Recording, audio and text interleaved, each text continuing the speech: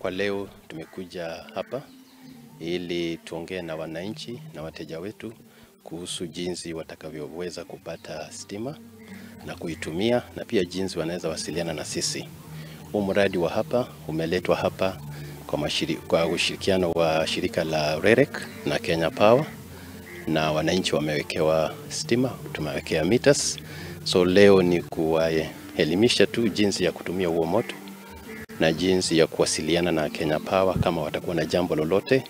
Kwa mfano stima ikipotea, kwa mfano mita ikiwa na shida, kwa mfano wakitaka kununua token na wasiweze kupata ile token. So tumekuja kuwajulisha jinsi ya kuwasiliana. Kwa wale ambao beneficiaries ambao wamewekewa ile drop, kwa wale ambao wamepata token kufikia saa hii ni 40, lakini kwa wale ambao wamewekewa drop na token zao ziko njiani, tunaamini kwamba zitakuja, ni zaidi ya 100, nyumba zaidi, boma zaidi ya 100.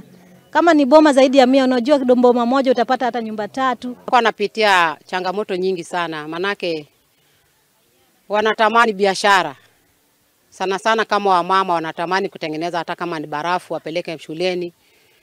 Wengi sana wanatamani, biashara ni nyingi sana ambayo inafanywa na stima.